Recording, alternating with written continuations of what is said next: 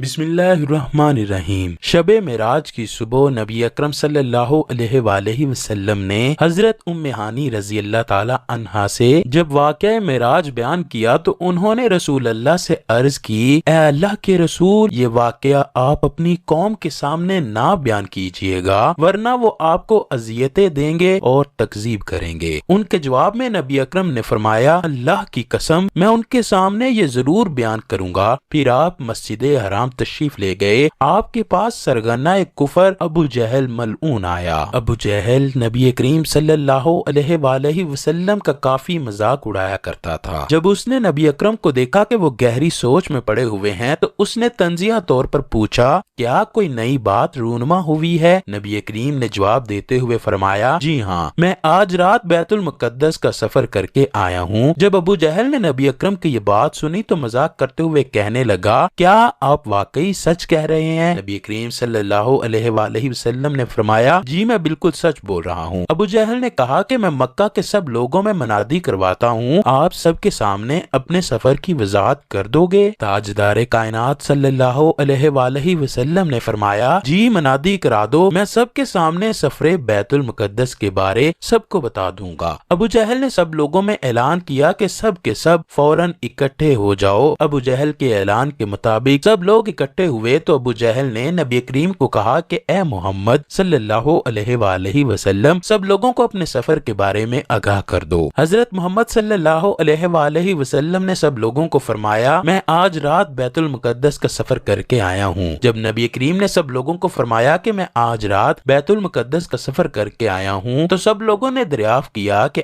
آپ ایک ہی رات میں واپس بھی آ گئے ہو؟ نبی کریم نے فرمایا، جی ہاں، میں راتوں رات واپس آ گیا ہوں۔ سب نے مذاق کرتے ہوئے کہا کہ یہاں سے بیت المقدس کا آنے جانے کا سفر تقریباً 2 مہینے کا ہے۔ آپ صلی اللہ علیہ وآلہ وسلم ایک ہی رات میں کس طرح واپس آ گئے ہیں؟ حضور اکرم کی یہ بات سنتے ہی سب مجمع نے تالیاں بجا دی اور سب نے نبی کریم کو کندھوں پر اٹھا لیا، اور اسی مجمع میں ایک متم بن عدی نامی شخص تھا۔ وہ ملعون کہنے لگا، اے محمد صلی اللہ علیہ وآلہ وسلم، پہلے تو آپ چھوٹے چھوٹے جھوٹ بولتے رہے ہو، آج تو آپ نے جھوٹ بول کر سب کو حیران کر دیا ہے۔ نعوذ باللہ۔ آپ صلی اللہ علیہ وآلہ وسلم کے اس جھوٹ کو ماننے پر انسانی عقل دنگ رہ جاتی ہے۔ ہم سب اونٹوں پر سفر کرتے ہیں، پھر بھی ہمارے آنے جانے میں 2 مہینے لگ جاتے ہیں، اور آپ کس طرح ایک ہی رات میں بیت المقدس کا سفر کر کے واپس لوٹ آئے ہیں؟ سب لوگوں نے حضور اکرم کی بات کو جھوٹ قرار دیا۔ کچھ لوگوں نے نبی اکرم سے دریافت کیا کہ آپ نے وہاں کیا کیا دیکھا؟ آپ نے فرمایا کہ وہاں میں نے سب انبیاء کرام کو دیکھا، اور پھر میں نے اللہ کے حکم سے ان کی امامت کروائی اور نماز فجر ادا کی۔ مجمع میں سے چند لوگوں نے کہا کہ ہم نے کافی بار بیت المقدس دیکھا ہے، ہم کو پتا ہے کہ وہاں کیا کیا ہے۔ کفار نے نبی اکرم کی بات کو سن کر آپ کو برا بھلا کہتے رہے اور کہنے لگے کہ اگر اس بات کا پتا ابو بکر کو چلا تو وہ کبھی بھی آپ کا ساتھ نہیں دیں گے، وہ بھی آپ صلی اللہ علیہ وآلہ وسلم کا ساتھ چھوڑ دیں گے۔ مسلمانوں کی تعداد کافی کم پڑ جائے گی اور کفار مسلمانوں پر مضبوط ہو جائیں گے۔ مجمع میں سے ایک کافر حضرت ابو بکر کی تلاش میں نکل پڑا۔ وہ حضرت ابو بکر کو تلاش کرتا رہا۔ آخر کار اس کافر کو حضرت ابو بکر مل ہی گئے۔ اس کافر نے حضرت ابو بکر صدیق کو کہا کہ اے ابو بکر، تجھے پتا ہے کہ تیرا پیارا دوست کیا فرما رہا ہے؟ حضرت ابو بکر نے فرمایا، میرا دوست محمد صلی اللہ علیہ وآلہ وسلم جو بھی فرماتے ہیں سچ ہی فرماتے ہیں، وہ کبھی جھوٹ نہیں بولتے۔ وہ کافر حیران ہو کر کہنے لگا، اے ابو بکر، اگر کوئی کہے کہ میں ایک ہی رات میں بیت المقدس جا کر واپس بھی آ گیا ہوں اور حالت یہ ہے کہ میرا بستر بھی ٹھنڈا نہیں ہوا، کیا تم یقین کرو گے؟ حضرت ابو بکر نے کہا کہ نہیں، میں بالکل یقین نہیں کروں گا۔ تو وہ کافر کہنے لگا، بس پھر سن لو، یہ بات تمہارے دوست محمد صلی اللہ علیہ وآلہ وسلم کر رہے ہیں۔ حضرت ابو بکر کہنے لگے، اچھا، اگر یہ بات میرے نبی نے کی ہے تو پھر ان کا حرف بحرف سچ ہے۔ ایک رات کی بات تو بہت دور کی ہے، اگر وہ 1 گھنٹے کا بھی بولتے تو میں ان کی بات کو سچ ہی مانتا۔ حضرت ابو بکر صدیق رضی اللہ تعالی عنہ نبی اکرم کی بارگاہ میں پیش ہوئے تو متم بن عدی کہنے لگا، اے محمد صلی اللہ علیہ وآلہ وسلم، ہم سب کو معلوم ہے کہ آپ کبھی بھی اس سے پہلے بیت المقدس تشریف نہیں لے گئے۔ آپ نے فرمایا ہے کہ میں نے وہاں انبیاء کرام کی امامت کروائی ہے اور بیت المقدس کی زیارت کی ہے۔ متم کہنے لگا کہ پھر تو ضرور آپ کی نظر بیت المقدس کی دیواروں پر پڑی ہوگی، اس پر کس طرح کی بناوٹ ہوئی ہے۔ اگر آپ اس کی دیواروں کے متعلق ہم کو آگاہ کر دیں تو ہم آپ صلی اللہ علیہ وآلہ وسلم کی بات پر یقین کر لیں گے کہ آپ واقعی بیت المقدس کی سیر کر کے آئے ہیں۔ آپ صلی اللہ علیہ وآلہ وسلم کو اس کی یہ بات سن کر بہت تعجب ہوا کہ یہ کیا بات کر رہا ہے۔ نبی کریم حضرت جبرائیل کے ساتھ براق کی سواری پر تھے کہ آپ کی نظر اس کی دیواروں اور کھڑکیوں پر کس طرح جا سکتی تھی۔ آپ کو اللہ پاک نے بڑے بڑے انعامات سے نوازا تھا۔ متم بن عدی اور دوسرے کفار اس بات کو لے کر بہت خوش ہو رہے تھے کہ اب محمد صلی اللہ علیہ وآلہ وسلم ہماری بات کا جواب نہیں دے پا رہے، اسی وجہ سے حیران ہو رہے ہیں۔ وہ کفار آپ صلی اللہ علیہ وآلہ وسلم کو جھوٹا کہنے کے نعرے لگانا شروع ہوئے تو حضرت ابو بکر صدیق نے نبی اکرم کو فرمایا، اے اللہ کے نبی، میں بھی کافی بار بیت المقدس کی زیارت کر چکا ہوں۔ حضرت ابو بکر صدیق رضی اللہ تعالی عنہ چاہتے تھے کہ نبی اکرم نے جو کچھ بھی وہاں دیکھا ہے اس کی وضاحت کر دیں تاکہ یہاں اکٹھے مجمع کا منہ بند ہو جائے، لیکن اللہ کے نبی نے سب کچھ اللہ پر چھوڑ دیا۔ اللہ تعالیٰ نے حضور اکرم کی آنکھوں کے سامنے بیت المقدس کو لا کر دوبارہ کھڑا کر دیا۔ نبی اکرم کفار کے مجمع کو فرمانے لگے کہ بیت المقدس کا فلاں دروازہ اس طرف ہے، فلاں دروازہ اور کھڑکی اس طرف ہے۔ آپ صلی اللہ علیہ وآلہ وسلم نے اللہ کے حکم سے سب کچھ بتا دیا جو کفار کے سوالات تھے۔ حضرت ابو بکر صدیق رضی اللہ تعالی عنہ نبی اکرم کی بات کو سن کر خوشی کا اظہار کرنے لگے اور کہنے لگے، اے محمد صلی اللہ علیہ وآلہ وسلم، آپ اللہ کے سچے نبی ہیں، آپ جو کچھ فرما رہے ہیں سب کچھ سچ فرما رہے ہیں۔ میں گواہی دیتا ہوں کہ آپ اللہ کے سچے اور آخری رسول ہیں۔ اللہ کے نبی کے منہ سے جو بھی لفظ نکلتا تو حضرت ابو بکر صدیق فرماتے جاتے، اے اللہ کے نبی، آپ نے جو کچھ بھی فرمایا سچ فرمایا، میں اس کی گواہی دیتا ہوں۔ جہالت میں ڈوبے لوگ شرم کے مارے چپ ہو گئے، پھر بھی ان کو شیطان نے گمراہی سے نکلنے نہ دیا۔ پھر ایک شخص کہنے لگا، اے محمد صلی اللہ علیہ وآلہ وسلم، آپ کو ولید بن مغیرہ نے بیت المقدس کے بارے میں بتا دیا ہوگا۔ ایک منافق بولا، اے اللہ کے نبی، اگر آپ واقعی بیت المقدس گئے تھے تو ہمارا قافلہ جو تجارت کے لیے شام گیا ہوا تھا، آپ تو اس کے متعلق بھی جانتے ہوں گے۔ آپ نے فرمایا، ہاں، میرا فلاں علاقے میں اس قافلے سے گزر ہوا تھا جو کہ شام کی طرف رواں دواں تھا۔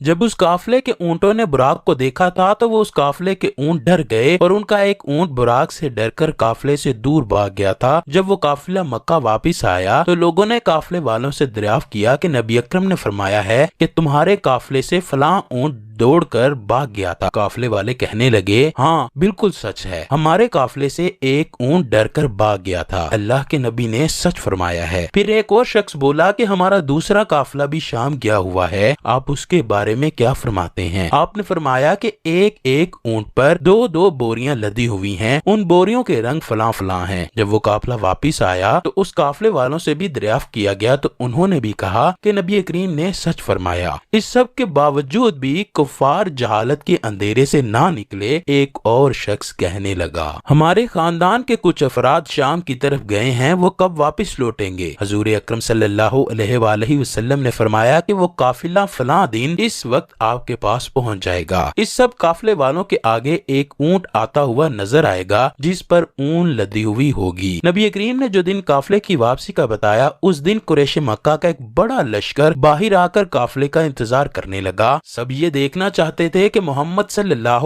علیہ وآلہ وسلم کی بات سچ ثابت ہوتی ہے یا نہیں۔ جب دن ختم ہونے لگا اور شام کا اندھیرا چھانے لگا تو ایک کافر نے کہا، اے مسلمانوں، دن تو ختم ہو گیا لیکن وہ قافلہ ابھی تک نہیں پہنچا جس کے بارے محمد صلی اللہ علیہ وآلہ وسلم نے بتایا تھا۔ کفار چلانے لگے کہ محمد صلی اللہ علیہ وآلہ وسلم سچے نہیں بلکہ جھوٹ بول رہے تھے، وہ جادوگر اور جھوٹے ہیں، نعوذ باللہ۔ کفار کی زبان سے یہ کہنا ہی تھا کہ ایک مسلمان بولا، اے قریش کے لوگوں، قافلہ نظر آ رہا ہے، اس کے آگے آگے ایک اونٹ بھی ہے جس کا نبی کریم نے تذکرہ کیا تھا۔ نبی اکرم صلی اللہ علیہ وآلہ وسلم اللہ کے سچے نبی ہیں اور آپ ہمیشہ سچ بولتے ہیں۔ اتنے بڑے معجزے اور اس سے متصل ساری باتیں سچ ہونے کے باوجود بھی مکہ کے کافروں کے سینوں پر لگی مہریں نہ اتری اور وہ اس معجزے کو جھٹلانے کے لیے ساری عمر بہانے ڈھونڈتے رہے۔ اللہ اکبر۔ اللہ کریم سے دعا ہے کہ وہ ہمیں نیک کام کرنے، برائیوں سے دور رہنے اور حضور اکرم صلی اللہ